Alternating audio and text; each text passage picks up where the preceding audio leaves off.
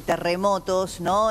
Lamentablemente ocurrieron y está ocurriendo en el mundo, y esa es una noticia devastadora desde el punto de vista de los daños que causa, pero aquí estamos hablando de las implicancias o las réplicas en materia política, porque claro, el peronismo sabe que desde la unidad es desde el único lugar en donde puede mantenerse competitivo electoralmente, sobre todo en la provincia de Buenos Aires. Por eso empieza a verse crujir esta unidad tan endeble que se esbozó para generar y formar las listas en la provincia de Buenos Aires de cara a octubre, que es la elección nacional. Bueno, es casi un leitmotiv, ¿no? El pueblo unido jamás será vencido, todos unidos triunfaremos, claro.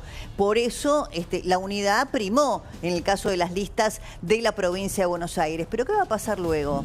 Porque la verdad que la unidad está atada con alambres, es de una precariedad absoluta, y tan precaria es que salió a hablar Juan Grabois.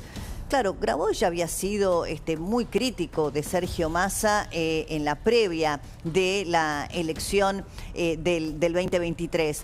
Después fingió demencia y terminó apoyando la candidatura de Sergio Massa, que perdió frente a Javier Milei. Pero atención con esta declaración que hizo Grabois, porque otra vez pone el foco allí, diciendo, miren, a mí no me pidan que apoye determinados candidatos que hoy están sobre la mesa del espacio peronista, porque además yo puedo ser candidato en el espacio, no creo que me den el lugar primero en ninguna de las listas, y además yo mido 8 puntos más que Massa. Fíjate quién mide más. Bueno, en todas las que me pasaron a mí, el que mide más soy yo.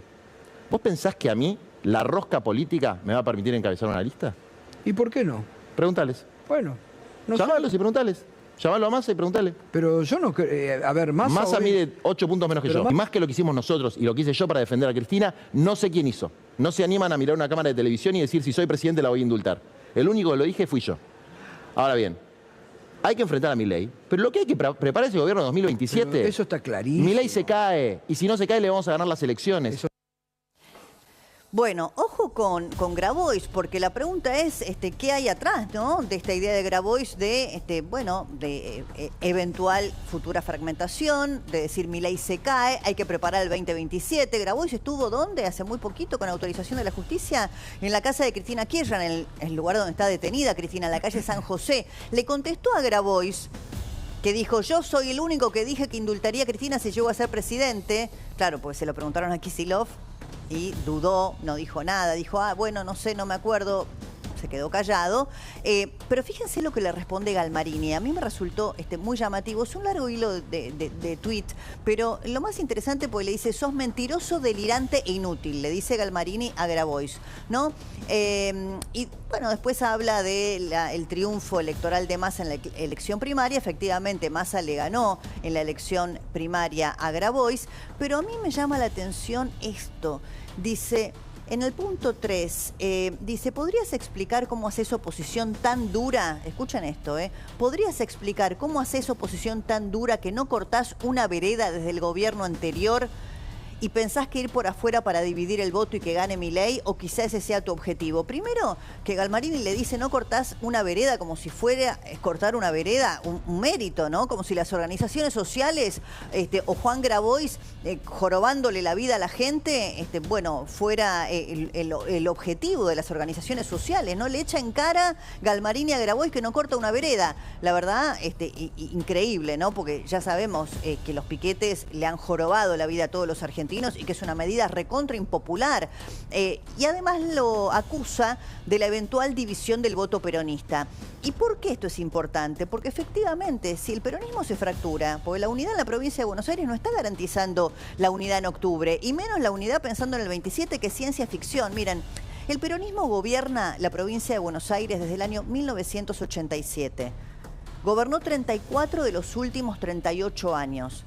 La interrupción fue el gobierno de María Eugenia Vidal durante el gobierno de Mauricio Macri entre 2015 y 2019. Pero miren la importancia de la unidad. Vale para el peronismo y también ahora vale para la oposición. Por eso Milei decidió acordar con el PRO en la provincia de Buenos Aires. Cuando María Eugenia Vidal ganó en el 2015, sacó 39,49% de los votos. Pero porque la oposición, o sea, porque el peronismo en ese momento, el peronismo iba dividido entre el Frente para la Victoria, que era el candidato Aníbal Fernández en ese momento, y el Frente Renovador, que estaba Massa, que sacó 19.3. Ahora, esto fue el triunfo de Vidal, porque el peronismo iba dividido. Cuando Vidal pierde, saca prácticamente la misma cantidad de votos. La misma cantidad cuando ganó que cuando perdió. La diferencia es que el peronismo estaba unido. Entonces Kicillof sacó 52.4% de los votos, ganándole holgadamente a María Eugenia Vidal. Claro, la pregunta es, ¿el peronismo va a seguir unido en octubre, después de escuchar a Grabois con todos estos improperios y estos cruces internos que hay?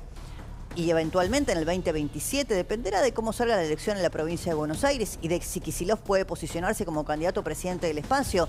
Ya sabemos que si Cristina no se siente a gusto con los candidatos que emergen, ella misma les pone un obstáculo. Lo hizo con Scioli, no le militó a Scioli la candidatura presidencial, le puso a Zanini de vice y finalmente perdió frente a Mauricio Macri. Pero fíjense, para recordar realmente qué piensa Grabois de Massa, este audio, este video, que fue muy elocuente durante la campaña electoral pasada. Si va Massa de candidato a presidente, mi querido compañero Guado de Pedro, candidato a vicepresidente, y me llama Cristina Kirchner y me dice, bajá la lista y te damos toda la lista de diputados y senadores, le digo, Cristina, ni en pedo vamos a votar a este sinvergüenza, vendepatria y cagador de Massa. No hay forma de que nos volvamos a comer un Scioli, un Alberto, no me lo vas a poder explicar. Bueno, después fingió demencia, apoyó la candidatura, pero esto es lo que piensa verdaderamente. Esto es lo que piensa Grabois y un sector del peronismo. Entonces la pregunta es, ¿se va a conformar por fuera de la estructura del peronismo tradicional, grupos más radicalizados, más cercanos a la izquierda, otra agrupación política? No lo sabemos. Y lo que está en disputa, además, en la elección de octubre, es la nueva conformación del Congreso, que esto es lo más relevante.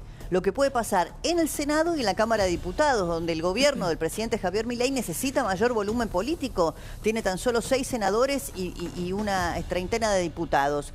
Esta nota de Gustavo Ibarra es muy interesante porque acá reproduce las declaraciones de José Mayans, que es el hombre de Cristina en el Senado, que ya habló de la voluntad de negociar una corte ampliada de 9 miembros.